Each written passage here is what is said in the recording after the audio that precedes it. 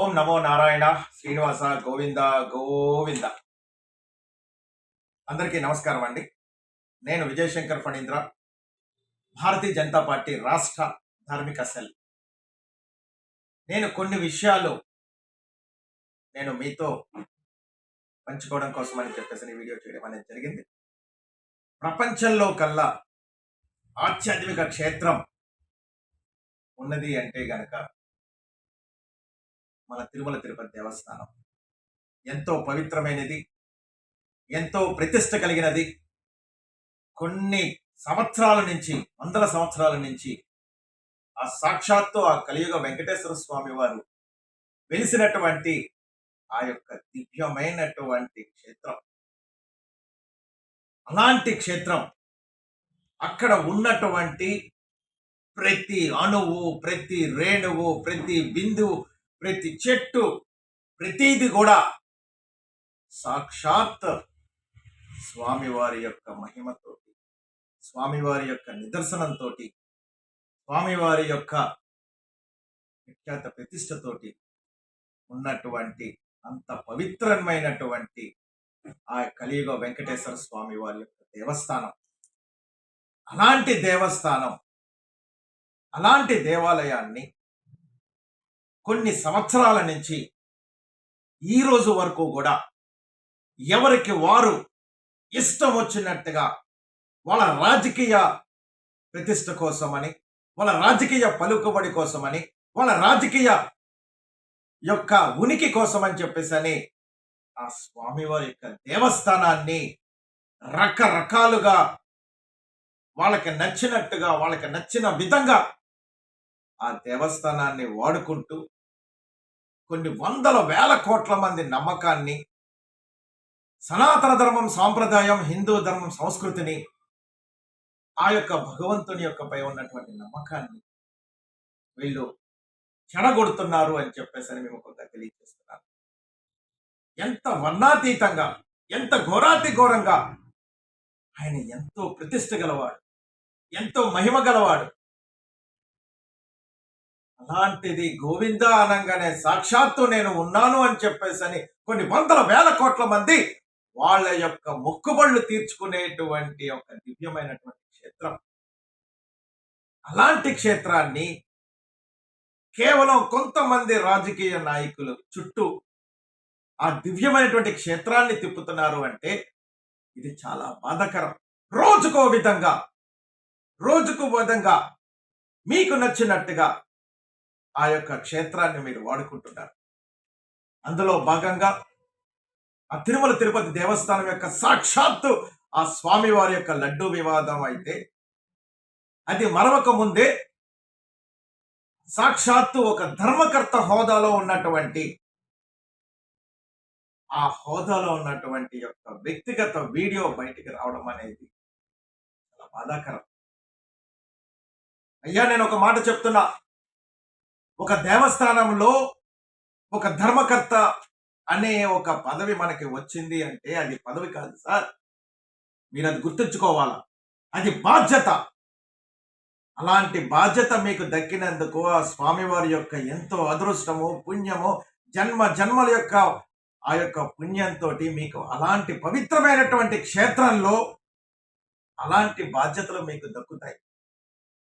ఒక్కసారి స్వామివారిని చూస్తేనే ధరించిపోయి చాలనుకొని కొన్ని వందల వేల కిలోమీటర్ల నుంచి ప్రయాణాలు చేసి వచ్చినటువంటి భక్తులు ఒక్క నిమిషం స్వామివారిని చూస్తే మైమర్చిపోతారు. వాళ్ళ కష్టాన్ని, వాళ్ళ బాధని అన్ని మైమర్చిపోయి స్వామి నువ్వు ఉన్నావు అనే ఒక ధైర్యంతో తిరిగి కొండ దిగి వాళ్ళ యొక్క గమ్యస్థానానికి చేరుకుంటారు.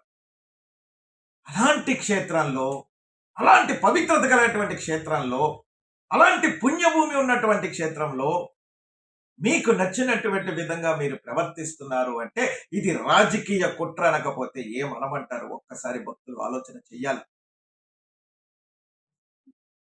అయ్యా ధర్మకర్త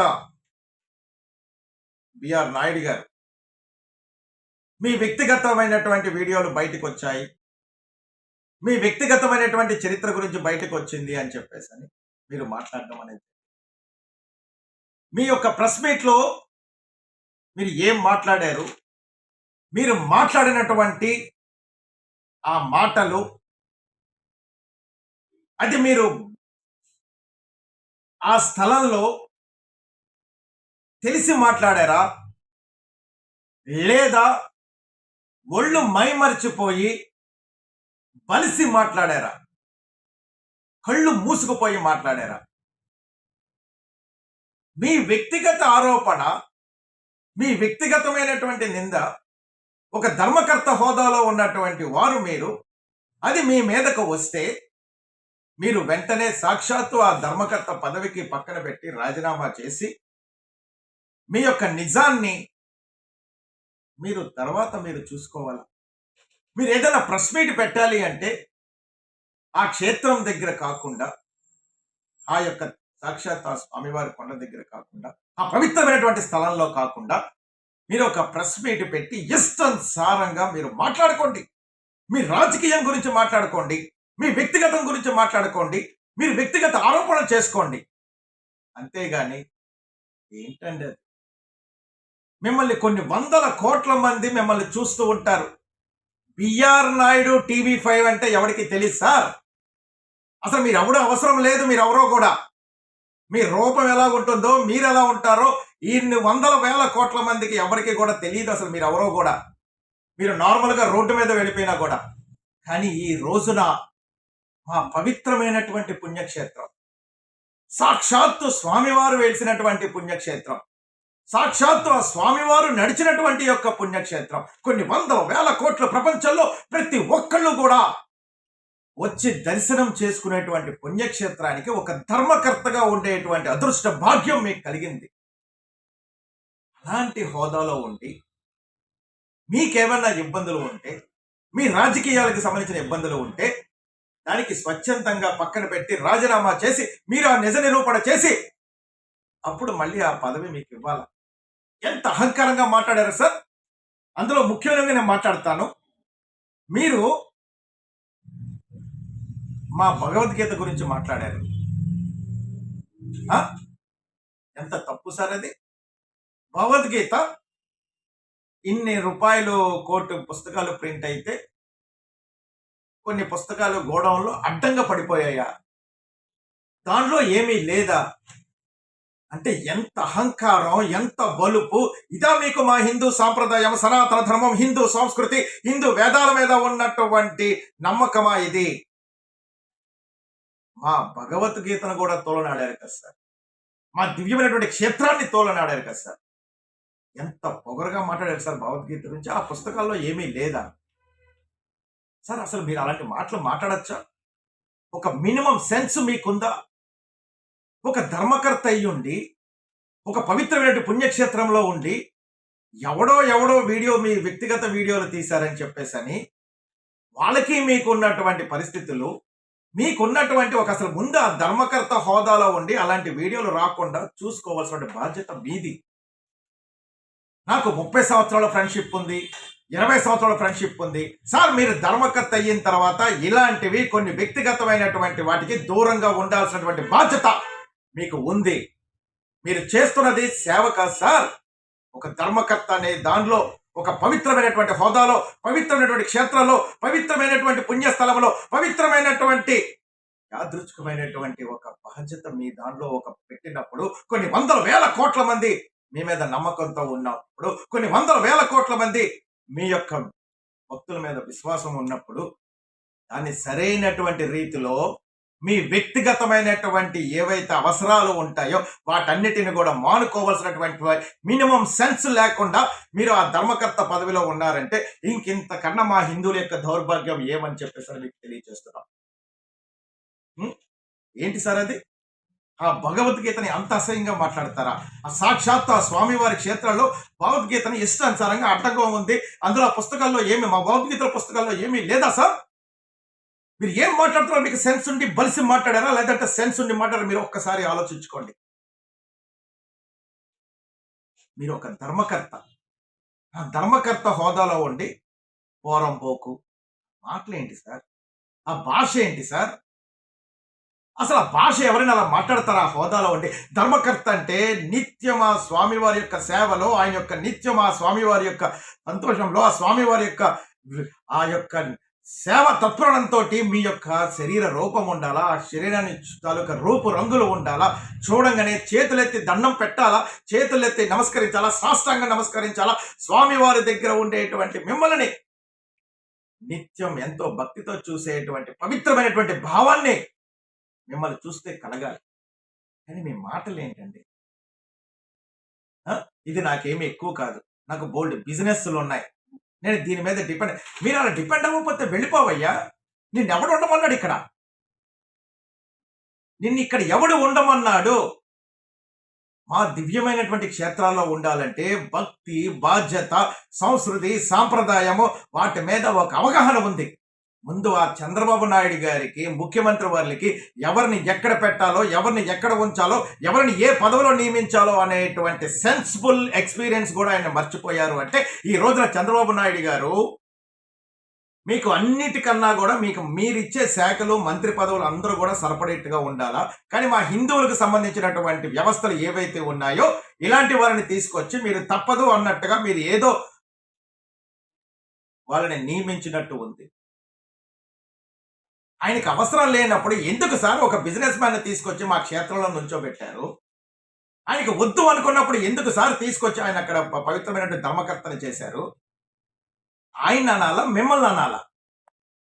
ఎంత అహంకారంతోటి, ఎంత దర్పణంతోటి ఆయనకి ఏ రోజు కూడా ధర్మకర్త కన్నా కూడా నేను ఒక మీడియాకి సంబంధించినటువంటి సీఈఓ అని మాట్లాడుతున్నాడు సార్ ఆయన.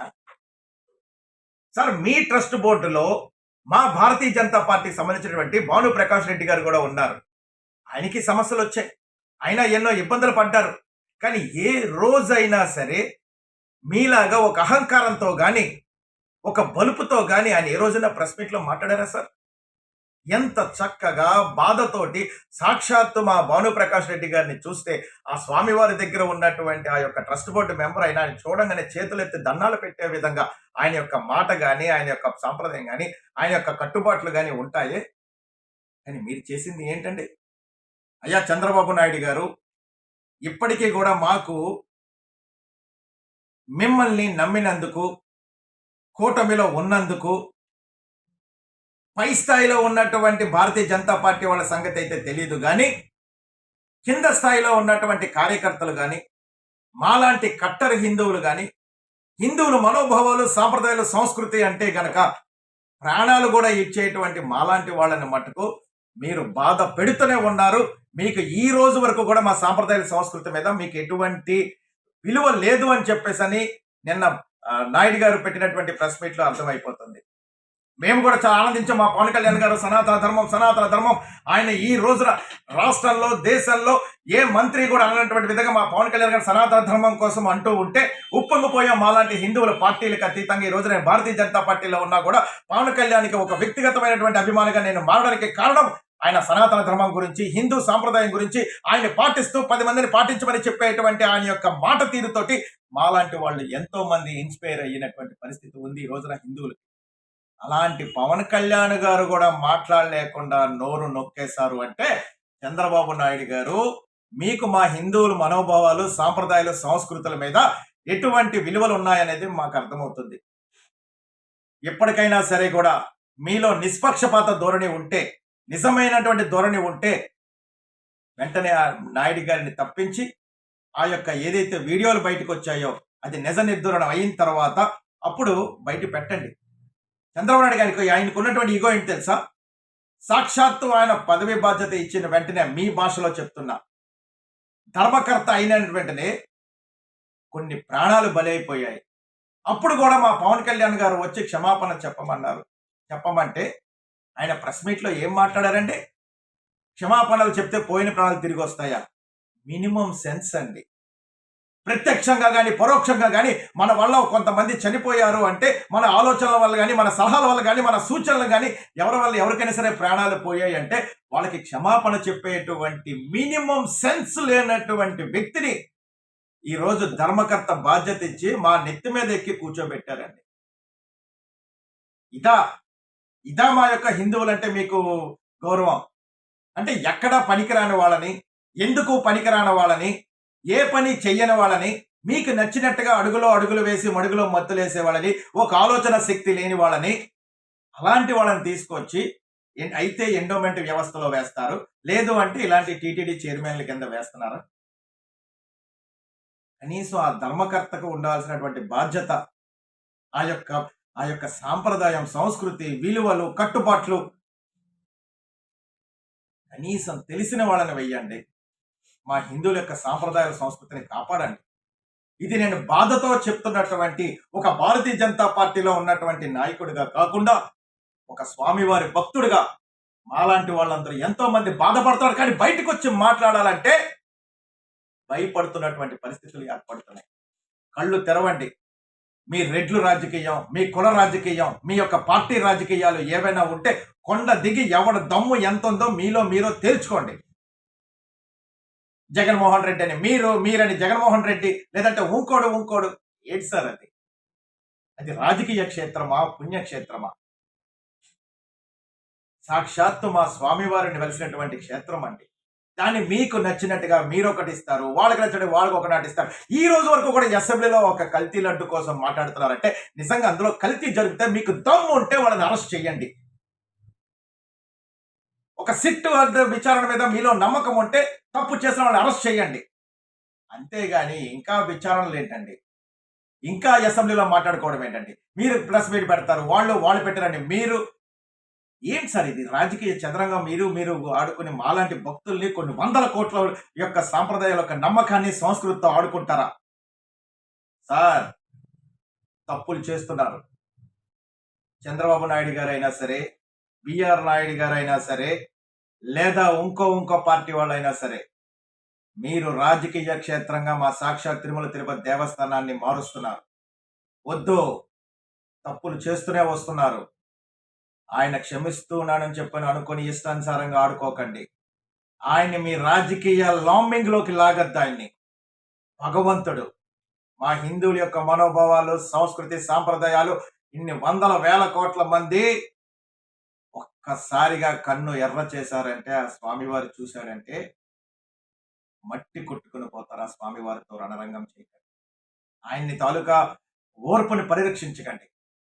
భక్తికి, భయానికి మారుపేరు ఉన్నటువంటి వ్యక్తే సాక్షాత్ వెంకటేశ్వర స్వామి. ఆయన పరీక్ష పెడతాడు. ఆయన భక్తి మీద పరీక్ష పెడతాడు. కలియుగ వెంకటేశ్వర స్వామి మీలో భక్తి తర్పణం ఎంత ఉందో చూస్తాడు. ఏ మాత్రం గనక మీలో గనక ఇష్టానుసారంగా ఆయన యొక్క రాజకీయానికి, మీ యొక్క రాజకీయానికి ఆయన్ని వాడుకున్నట్టు తెలిసిందా, మస్ అయిపోతారు. దయచేసి మా బాధను అర్థం చేసుకోండి. చక్కగా పాలన చేయండి. ఇప్పటికైనా సరే అలాంటి టీటీడీ ధర్మకర్తల్ని, సరైనటువంటి వాళ్ళని, సరైనటువంటి రీతిలో సాంప్రదాయాలు, సంస్కృతి తెలిసిన వాళ్ళని మాత్రమే నియమించమని కోరుకుంటున్నాం. నమో వెంకటేశాయ, ఓం నమో గోవిందాయ. జై హింద్.